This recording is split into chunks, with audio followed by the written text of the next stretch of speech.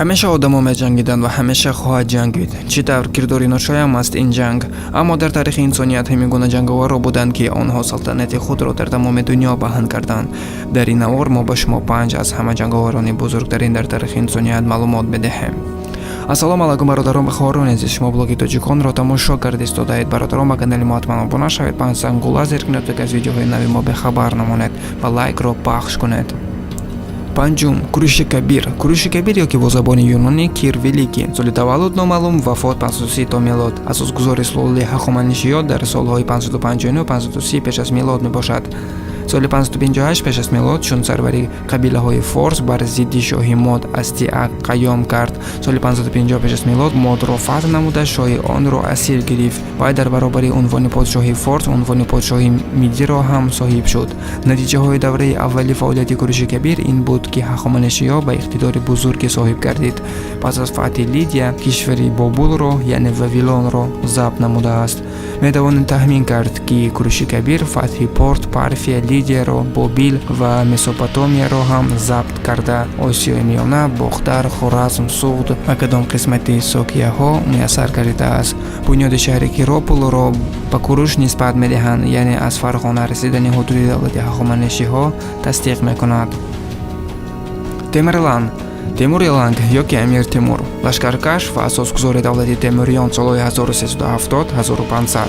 Темур соли 1336 дар деҳаи Ғӯҷа Илғор ки қариби шаҳри Кеш ҳозираи шаҳри Сабз вилояти Қашқадарёи Ӯзбекистон воқеъ гардидааст, таваллуд шудааст. соли 1370 Темур дар яке аз задухӯриҳо аскарони Ҳусейнро торумор карда худи ӯро асир гирифт ва баъд ӯро ба қатл расонд. худро амири Моворонаҳр эълон кард. ҳамин тавр давлати Темур ба вуҷуд омад. Темур ба ҳукмронии танҳо Самарқанд қаноат накард. аввал ҳокимияти худро ба Моворонаҳр мустаҳкам кард ва баъд соли 1372 ба поёни дарёи Амур ва Сир ба Хоразм лашкар кашид. пас аз лашкаркашии панҷуми соли 1388 ӯ Хоразм ва пойтахти он шаҳри Урганҷро ки дар Аврупои Шарқӣ ва Осиёи маркази калонтарини тиҷоратӣ буд, фатҳ намуда ба хок яксон кард. ӯ аз ҳудуди Осиёи марказӣ, ҷануби Қазоқистон, Ироқ, Ирон, Афғонистон ва Покистон ва Анкара, Деҳлӣ ва Эльцаро мағлуб кардааст. Александр Мақтунӣ ёки Зулқарнай. Александр соли 358 пеш аз милод таваллуд шудааст дар пойтахти Македония Пела. вайро модараш ба воя расонид ва баъд аз марги падараш ба тахти худ баромад. Александр ба маъракаи таблиғотӣ ба шимол сар кашида ва онро ба қатл мерасонад. баъди куштори сарбозони худ артишҳои Осиёи марказӣ, Сурия ва Мисрро торумор карда ба салтанати худ медарорад, вале ин ғалабаҳо барои вай кофӣ набуд. ва соли 331 то 330 пеш аз милод Зулқарнай ба давлати Форс ҳуҷум кард ва онҳоро мағлуб мекунад. ва аз 326 то 325 пеш аз милод маъракаи ғолиби Ҳиндустон сурат гирифт. дар натиҷа бо шарофати ҳарбии Александр исбот кард ки ӯ аз ҳама муваффақияттарин саркарда дар тарихи инсон аст.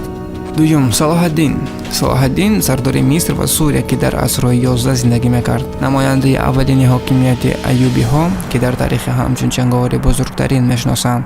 соли 1338 дар шаҳри Такрит таваллуд шудааст. дар ҷавонӣ Салоҳаддин дар Дамаск таҳсилоти хуб гирифт ва малакаҳои низоми худро дар ҷанг табрик кард. дар 60-уми асри 12 якҷоя бо амири худ ӯ Мисрро мағлуб кард. баъд крестаносҳоро бо муваффақият торумор кардааст.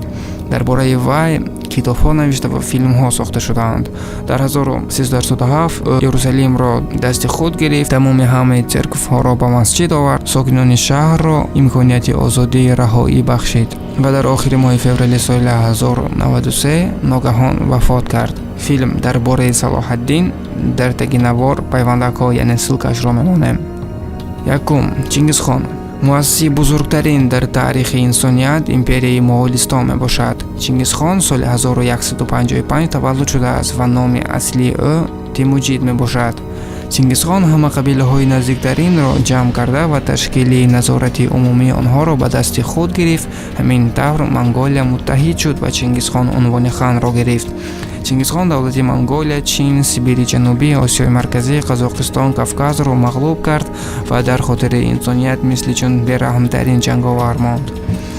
бародарон, ин буд маълумоти кӯтоҳи мо дар бораи ҷанговарони бузурги таърих. агар дар бораи ин ҷанговарон маълумоти пурра гирифтан хоҳед, дар комментарӣ номи ин ҷанговарро нависед ва мо ҳатман боз як навор ташкил мекунем. Сарбаланду хонаобод бошед.